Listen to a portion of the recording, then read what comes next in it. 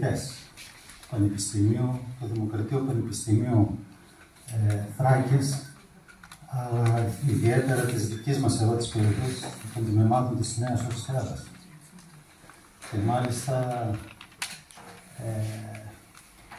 ο Ις τουλάχιστον από τους δύο φέρει και τον τίτλο του κοσμήτορα των δύο σχολών, των δύο τμήματων της μίας σχολής. Αλλά και οι υπόλοιποι αξιότιμοι κυρίες και κύριοι, κύριε παραδείγματος χάρη διευθυντά του Εσπερινού Γυμνασίου Ορσιάδας. Και όποιοι άλλοι τώρα θα με συγχωρήσετε, φέρετε και ιδιαίτερους τίτλους προέδρων. Βλέπω την κυρία Ροδοπούλου παραδείγματος χάρη που είναι πρόεδρος. Όχι, δεν ήταν πρόεδρος.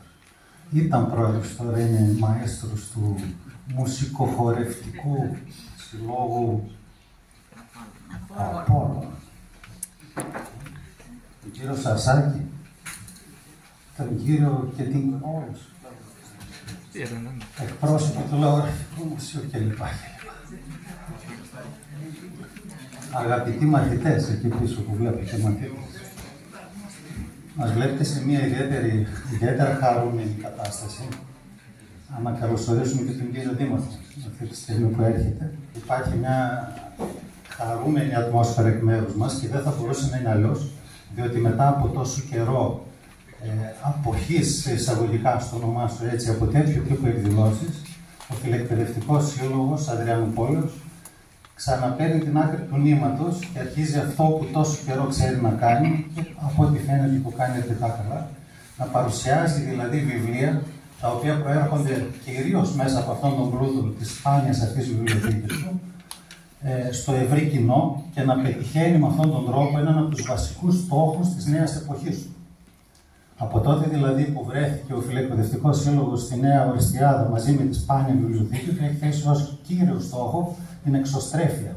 Να αναδείξει δηλαδή αυτόν τον πλούτο πρωτίστως στα μέλη της τοπικής κοινωνίας, αλλά και μετά δευτερευόντως, αλλά εξίσου σημαντικά ταυτόχρονα, σε όλο τον υπόλοιπο κόσμο.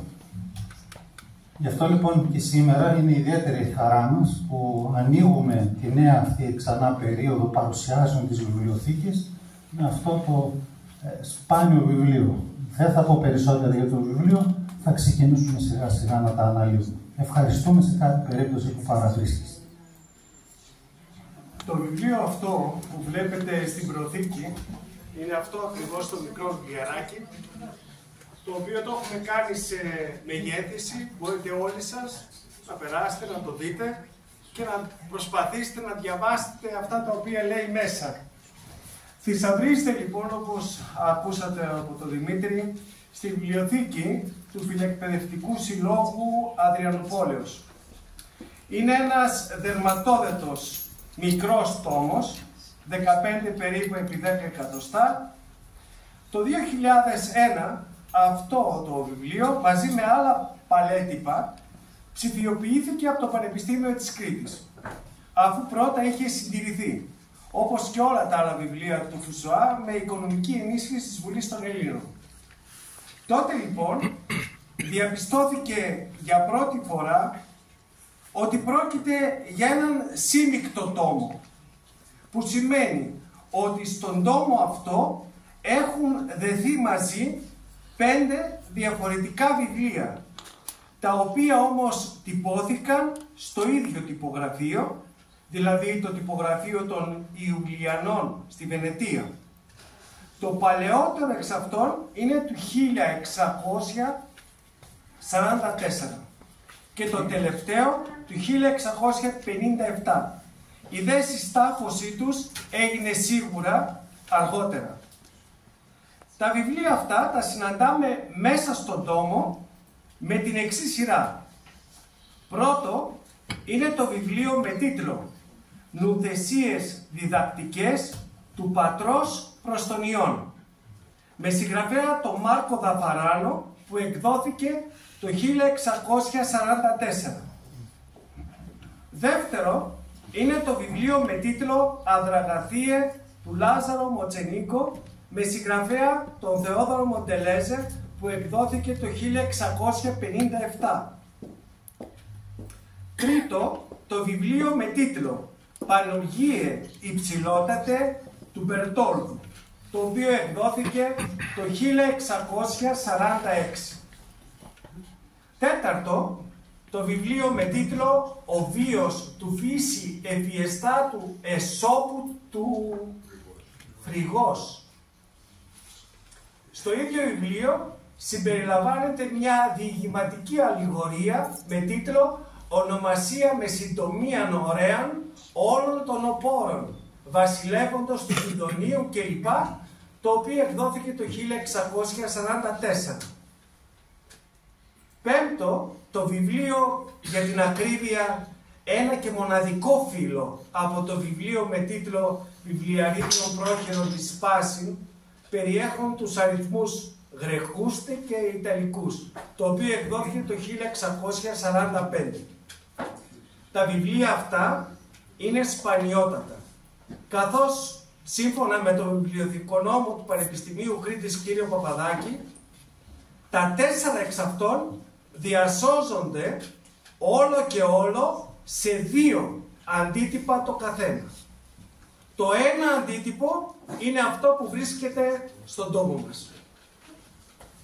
Ένα από αυτά είναι το μοναδικό γνωστό σωζόμενο αντίτυπο σε ολόκληρο τον κόσμο, το οποίο θησαυρίζεται στη βιβλιοθήκη του Φιλεκπαιδευτικού Συλλόγου μας.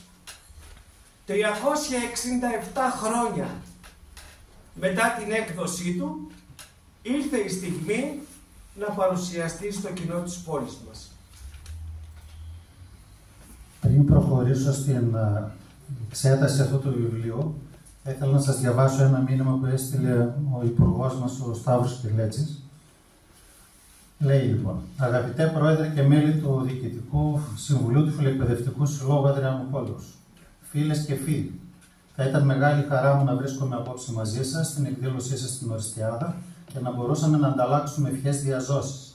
Λόγω της ταυτόχρονης διεξαγωγής όμως του συνεδρίου για την αλεία και την υδατοκαλλιέργεια που πραγματοποιείται στην Ελευσίνα αυτό το Σαββατοκύριακο από το Υπουργείο Αγροτικής Ανάπτυξης και Τροφίμων, δεν μπορώ να είμαι κοντά σας. Συγχαρητήρια στον Πρόεδρο και στα μέλη του Διοικητικού Συμβουλίου του Συλλόγου για την οργάνωση τέτοιων πολιτιστικών δράσεων. Σας εύχομαι επιτυχίες και το 2024, να έχουμε μια καλή χρονιά, με εκτίμηση Υφυπουργός Αγροτικής Ανάπτυξης Σταύρος Κελέτσης».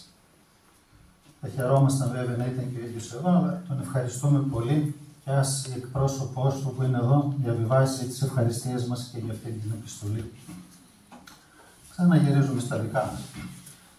Το βιβλίο λοιπόν που θα σας παρουσιάσουμε είναι το δεύτερο στη σειρά βιβλίου του τόμου μας, που έχει τίτλο «Ανδραγαθείε του Λάζαρου Μιτσινίου».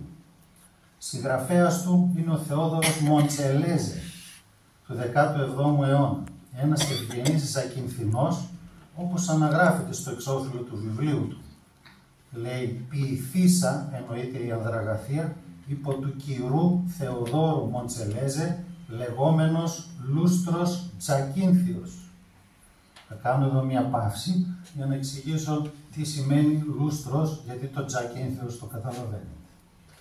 Ο ίδιος λοιπόν αυτοσυστήνεται στο εξώφυλλό του, γιατί κατά τα άλλα υπόψη δεν έχουμε και πολλά στοιχεία για την καταγωγή του. Θα δούμε μόνο κανένα δυο παρακάτω προς το τέλος του βιβλίου του. Λέει λοιπόν ότι είναι από τη Ζάκυνθο και ότι είναι λούστρος. Στο μυαλό όλων μας πηγαίνει ότι μάλλον θα ήταν σε κανένα καράβι λούστρος, από αυτούς που καθαρίζουν τα πατώματα. Αλλά δεν είναι έτσι. Το λούστρος βγαίνει προφανώς από το ηλούστρος και σημαίνει δηλαδή ο ευγενικής καταγωγής, ο πεφωτισμένος. Γενικά λοιπόν για τη ζωή του δεν είναι γνωστά πολλά στοιχεία. Όμως τα λιγοστά για την καταγωγή του τα λαμβάνουμε από το κείμενο. Ας ακούσουμε λοιπόν τον ίδιο να μας συστήνει. «Μα αν θέλετε να ξέρετε για αυτόν τον βουλευτή του, όπου σε κόπο βάλθηκε για ποινωμή δική του, Θεόδωρος Μοντελέζες είναι το ποινόμι. Εκείνος τα ετύπωσε με την καλή του γνώμη. Είναι μες στη Ζάκυνθο κατεχεγεννημένος. Αμή είναι ο πατέρας του, οχτωσαλό βγαλμένος. Εκείνος τα ετύπωσε με του Θεού τη χάρη. αμή ζητάει το αφεντός, συμπάθειο να του πάρει. Υπόψη ότι αυτά τα στοιχεία τα παίρνουν από το τέλος των αδραγαθιών. Δηλαδή μέχρι τότε έχουν τις αδραγαθίες του πρωταγωνιστή και προς το τέλος συστήνεται και ο ίδιος ο συγγραφέας. Τώρα αυτό το σαλό που διάβασε και ο Γιώργος, λέει ο πατέρας του είναι άμι το σαλό, δηλαδή από το σαλό βγαλμένος. Ψάχνοντας κανείς τι είναι ο σαλός πέφτει σε μία έρευνα της κυρίας Ειρήνης Γεργατσούλη. Σύμφωνα λοιπόν με την ελόγω ερευνήτρια, πρόκειται για το σαλό της Λομβαρδίας, περιοχή όπου η Βενετία στρατολογούσε άνδρες και τους έστελνε στην Ανατολή. Εξηγείται έτσι το Ιταλίζον επώνυμό του, καθώς και το γεγονός ότι η οικογένεια δεν μαρτυρείται στη Ζάκυνθο πριν από τα χρόνια του ποιητή. Άρα, με βάση αυτό το σχόλιο καταλαβαίνουμε για τον συγγραφέα ότι Ζακυνθινός δεν ήταν, έγινε Ζακυνθινός. Και ότι προέρχεται ακριβώς από εκείνη την περιοχή της Ιταλίας από όπου στρατολογούνταν τέτοια άτομα για να πολεμήσουν παρακάτω. Στο Αιγαίο Πέλαγος, παραδείγματος χάρη. Και έτσι με αυτόν τον τρόπο έμεναν τελικά και ρίζωναν στα δικά μας μέρη. Έτσι και ο Μοντσελέζε. Ο ίδιος τώρα, ο Μοντσελέζε, είναι και ο συγγραφέας του θρησκευτικού δράματος Ευγένα, που τυπώθηκε στη Βενετία του 1646, το οποίο σώζεται και αυτό σε ένα μοναδικό αντίτυπο που ανακάλυψε ο καθηγητής Μάριο Βίτη το 1960 στη βιβλιοθήκη του Ελληνικού Κολεγίου του Αγίου Αθανασίου της Ρώμης. Οι αδραγαθίες αναφέρονται σε υπαρκτό πρόσωπο, τον Λάζαρο Μιτσινίγου, που γεννήθηκε στις 9 Ιουλίου του 1624 και σκοτώθηκε πολεμώντας τους Τούρκους στις 17 Ιουλίου του 1657. Ήταν Βενετός ευγενής και από νεαρός έμαθε την τέχνη των όπλων και της θάλασσας με σκοπό τη ζωή του να αντιμετωπίσει την τουρκική δύναμη, δείχνοντας συχνά υπέρμετρο ηρωισμό. Για παράδειγμα, το 1650 στη Νιξιά, όπως ονομάζεται δηλαδή αλλιώς η Νάξος, αν και τραυματίστηκε από ένα βέλος στο αριστερό του χέρι και ακροτηριάστηκε χάνοντας ένα δάχτυλο από μια βολή μουσκέτου, συνέχισε να πολεμάει με γενναιότητα. Μέχρι τα 26 του ήταν μάγειρας πλοίου. Μετά από 4 χρόνια έγινε καπετάνιος γαλέρας στην πρώτη εκστρατεία των Βενετών εναντίον των Τούρκων στο Δαρδανέλα το 1654. Την ίδια χρονιά, μετά από κάποιες συγκυρίες, ο Μιτσινίγος βρέθηκε να διοικεί ολόκληρο το στόλο των Βενετών. Επίσημα βέβαια, τον ρόλο αυτόν, δηλαδή του αρχινάβαρχου, τον είχε ο Φρανσέσκο Μοροζίνη. Είναι γνωστό το όνομα του Μορεζίνη. Είναι αυτός που υπερασπίστηκε καταρχάς το φρούριο του Χάνδακα στην Κρήτη. Απελευθέρωσε μετά ολόκληρη την Πελοπόννησο εκτός της Μονεμβασιάς, αλλά τελικά έμεινε γνωστός στην ιστορία για κάτι άλλο. Έμεινε γνωστός γιατί το 1687 βομβάρδισε τον Παρθενώνα κατά την πολιορκία της Ακρόπολης. Για να ξαναγυρίσουμε στο Μιτσινίγο, το 1655 νίκησε τον Οθωμανικό στόλο κοντά στα Δαρδανέλια. Ενώ το 1656, κατά τη διάρκεια μιας ναυμαχίας, έχασε το ένα του μάτι. Το βλέπετε εκεί πέρα στο άγαλμα που υπάρχει, το ένα του μάτι είναι λίγο περίεργο. Αλλά συνέχισε να αγωνίζεται. Έτσι απέκτησε το παρατσούκλι Κιόρ Καπτάν, μονόθερμος καπετάνιος από τους Τούρκους. Τον Μάιο του 1657 οι Βενετοί, με ναύαρχο πια το Λάζαρο Μιτσινίγο, νικούν τους Οθωμανούς στη Χίο και στο Σουατζίκι, το Κουσάνταση της Μικράς Ασίας. Ο Μιτσινίγο στρέφεται πάλι προς τα Δαρδανέλια και συγκρούεται με τον Οθωμανικό στόλο. Οι Οθωμανοί βομβαρδίζουν το πλοίο του, στο οποίο φυσικά είναι επάνω, και έτσι πέφτει το κατάρτι επάνω του και σκοτώνεται.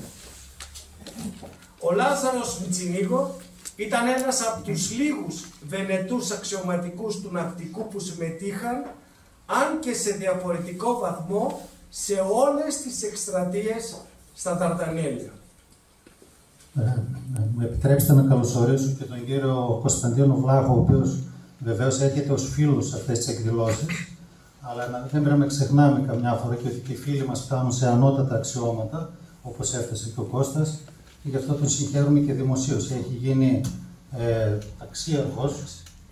ταξίαρχος της ελληνικής αστυνομίας και συνεχίζει να είναι διοικητής όλων των σχολών των αστιφυλάκων στην Ελλάδα.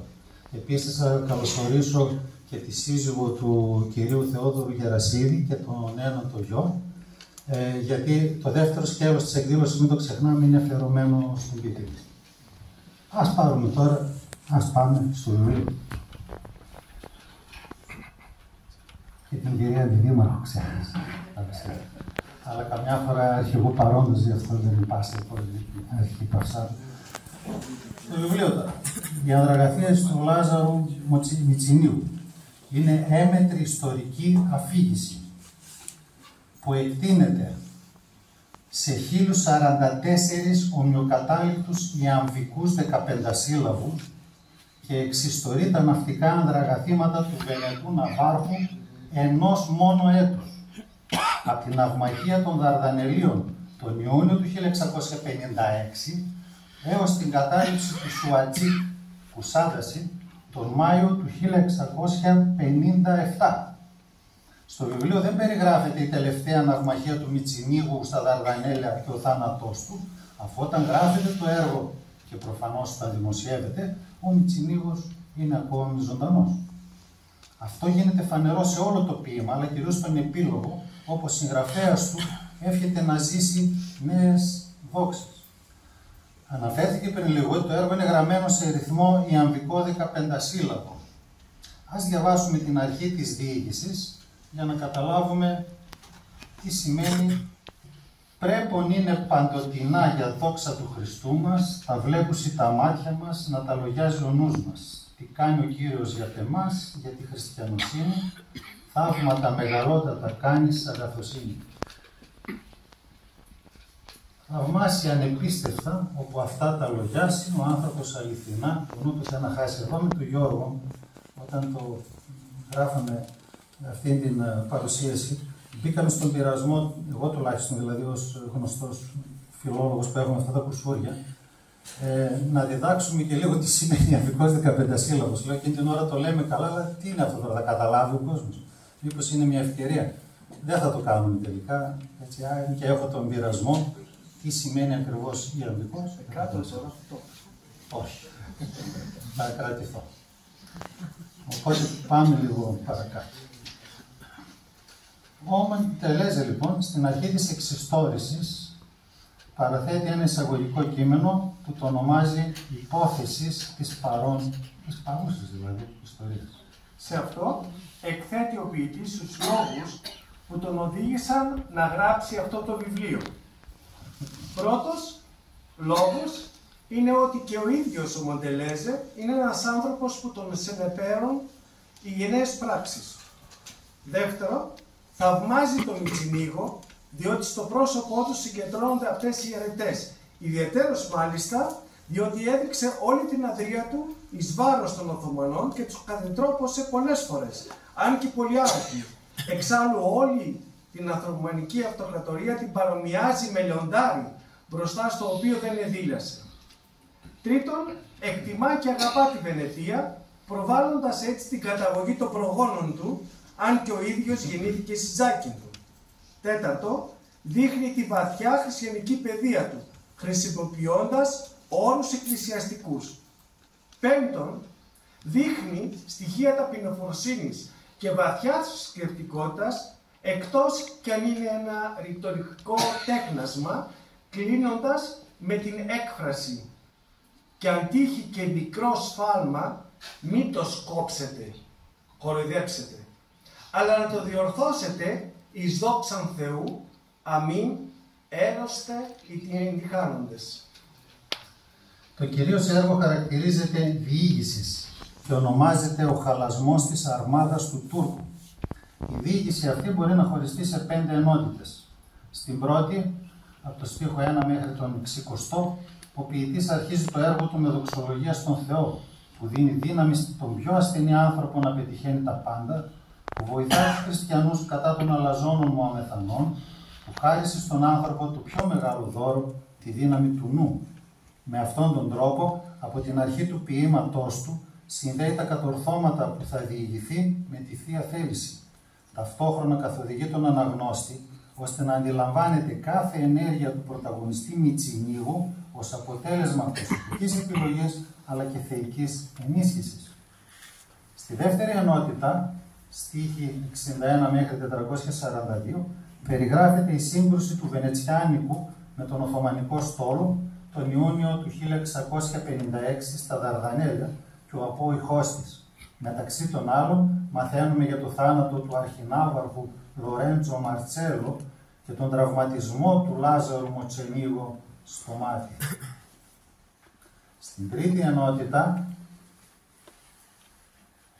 εξιστορείται η επιστροφή του Μιτσινίγου στη Βενετία, οι εορτασμοί της νίκης του και η επίσημη αυτή τη φορά εκλογή και τοποθέτησή του ως αρχινάβαρχου του Βενετσιάνικου στόλου. Ενδιάμεσα γίνεται αναφορά και στη στάση που έκανε στη Ζάκυνθο. Στην τέταρτη ενότητα, στίχη 661-1018, έχουμε την αφήγηση της επιστροφής του Μιτσινίγου στη Χίο με νέες επιτυχίες, αφού πρώτα εξιστορηθεί το πέρασμά του από την Κεφαλονιά και την Κρήτη και την επιδράση του στο Κουσάνταση. Στην πέμπτη ενότητα, στίχη 1019-1044, επαναλαμβάνει ο Μοντελέζε περίπου και εν συντομία τα του προλόγου, ευχαριστώντας τον Χριστό που του έδωσε έμπνευση και κουράγιο, ώστε να γράψει τα κατορθώματα του γενναίου πρωταγωνιστή και να γίνουν αυτά κτήμα του κόσμου εσαΐ. Και για να έχουμε μια ιδέα για τον τρόπο που γράφει και πώς χρησιμοποιεί την τοπική ζακυνθινή γλωσσολαλιά της εποχής, ας διαβάσουμε ένα μέρος από τον επίλογο που προαναφέραμε. Και μετά τούτο τέλειωση κάνω στο διήγημά μου, γιατί περίσα εφράνθηκε και εμένα η καρδιά μου. Δια το κέρδος πόγινε, χρέος μου ήτανε να γράψω, ότι έπαθεν ο άπιστος, ζημιό πάλι να πάψω.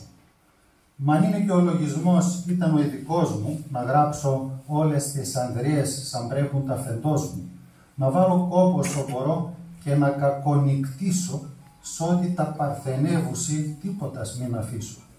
Μόνο του αξίου αφέντη μας να γράψω την ανδρειά του, τες χάρες του, τες δόξες του και την παλικαριά του, να βρίσκονται αιώνια στη στάμπα ευαλμένα, καθώς και του Αλέξανδρου είναι η συνθεμένα.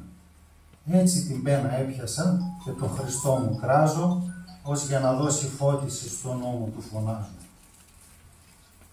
Τελειώνοντας αυτήν την παρουσίαση, θα μπορούσαμε να πούμε ότι πολλά συμπεράσματα είναι δυνατόν κανείς να εξαγάγει διαβάζοντας αυτό το έργο. Εμείς όμως θα αρκεστούμε μόνο σε 3.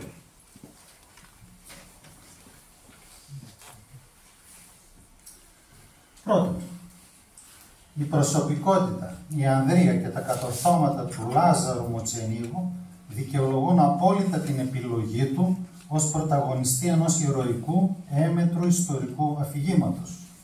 Δεύτερο, ο ποιητής Θεόδωρος Μοντελέζε είναι πολύ πιθανό να υπήρξε μέλος του πληρώματος του πλοίου του Μιτσινίγου. Ιδάλλως, πώς εξηγείται η παράθεση τόσων λεπτομεριών για τα γεγονότα στα οποία πρωταγωνίστησε ο Μιτσινίγο και η αναλυτική περιγραφή των γνωρισμάτων του χαρακτήρα και των πράξεών του.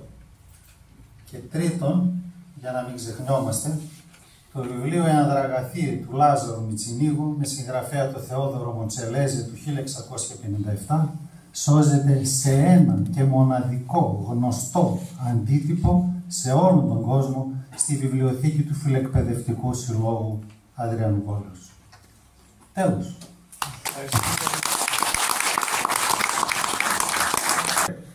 Για να είστε εδώ συμμετοχής τον έχει εγκαλέσει το σύλλογο. Για να είστε, ξέρετε την αξία του και τη σπανιότητά του. Ή έξω από εδώ πρέπει να το καταλάβουμε.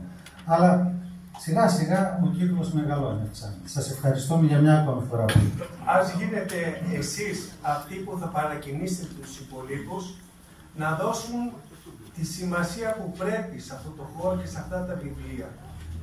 Και κάτι άλλο τώρα για να το συνδέσουμε με το επόμενο.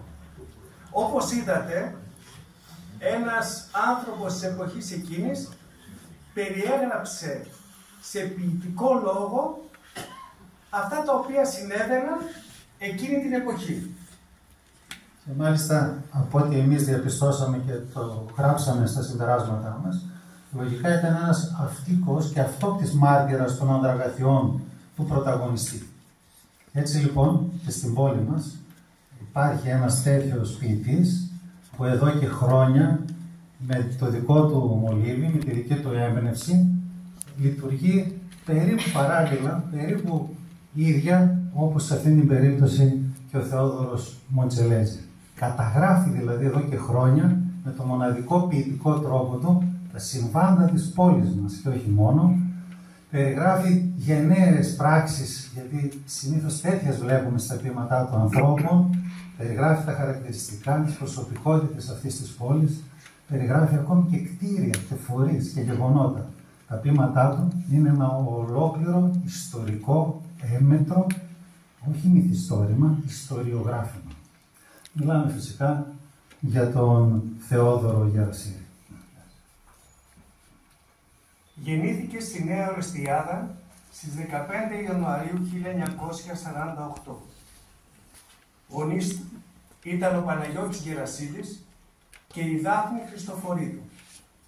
Είναι παντρεμένος με την Ελένη Κυρμπάση και έχουν αποκτήσει 2 παιδιά, τον Δημήτρη και τον Παναγιώτη. Ολοκλήρωσε τις εγκύκλιες σπουδές του στο 2ο Δημοτικό Σχολείο και το 1ο Γυμνάσιο Ορεστιάδας. Στη συνέχεια, μετά από επιτυχείς εξετάσεις, εισήχθη στο σώμα του λιμενικού. Ως τέλεχος του υπηρέτησε στην Καλαμάτα, στη Σαντορίνη και στη Ρόδο.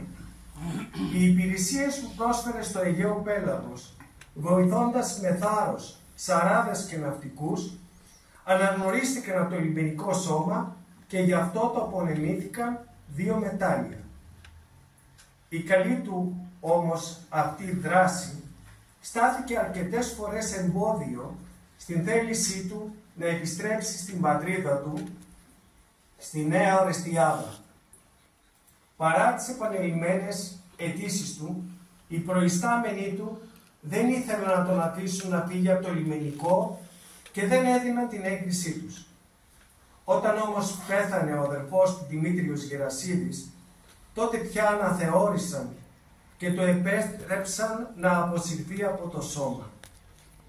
Ήρθε στη Νέα Ορεστιάδα το 1975 και εργάστηκε αμέσως μετά στο νεοειδρυθέν εργοστάσιο Ζαχάρεως μέχρι τον καιρό της σύνταξης, το 2006.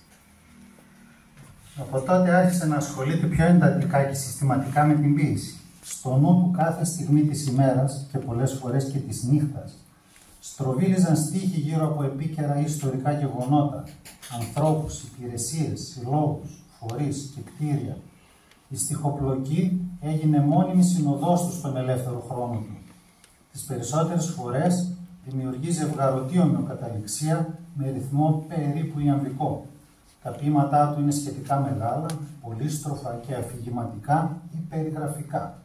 Σίγουρα ανήκουν στον χώρο της παραδοσιακής, λαϊκής ποίησης. Ορισμένα από αυτά μάλιστα μελοποιήθηκαν και τραγουδιούνται σε χορούς και πανηγύρια.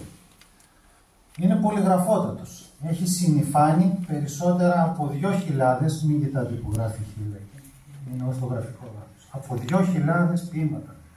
Πολλές υπηρεσίες και σπίτια κοσμούνται από αφιερωμένα ποίηματα σε αυτά. Έχει κάνει μερικές απόπειρες συλλογής των καταρρυπάς γραφωμένων ποιημάτων του, χωρίς όμως να οδηγηθεί σε μια ολοκληρωμένη μορφή και τάξη. Για το ποιητικό του έργο έχει τιμηθεί ως τώρα 3 φορές από τον Δήμο Ορεστιάδας, τον Σύλλογο Γυναικών του Αγίου Αθανασίου της Κάτου Ινόης και από το Λογογραφικό Μουσείο Ορεστιάδας και Περιφερείας. Ο Θεόδωρος Γερασίδης Είναι μια ξεχωριστή προσωπικότητα για τη Νέα Ορεστιάδα, αλλά και την ευρύτερη περιοχή. Η ποίηση για αυτόν ήταν και είναι σίγουρα ένα καταφύγιο. Κυρίως όμως είναι ο πιο όμορφος και σταθερός τρόπος έκφρασης της αγάπης του για τον τόπο, την ιστορία του και τους ανθρώπους. Ευχαριστούμε πολύ τον κύριο Γερασιίδη. Δεν είναι μαζί μας για να το απονείμουμε τώρα το αναμνηστικό αυτό μετάλλιο, την πλακέτα. Είναι όμως μαζί, όπως προείπαμε, η σύζυγός του, κυρία Ελένη, και τα δύο του παιδιά τώρα, και ο Δημήτρης και ο Παναγιώτης. Τους καλούμε λοιπόν τώρα εδώ και τους τρεις για να δώσουμε αυτό το αναμνηστικό δίπλωμα. Κύριε Δήμαρχε, θα μας κάνετε θύμια.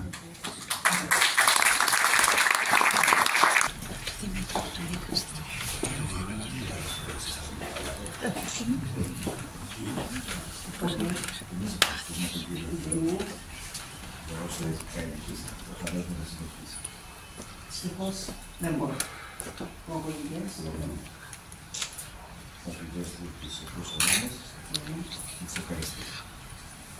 Ευχαριστούμε κύριε Ελένη.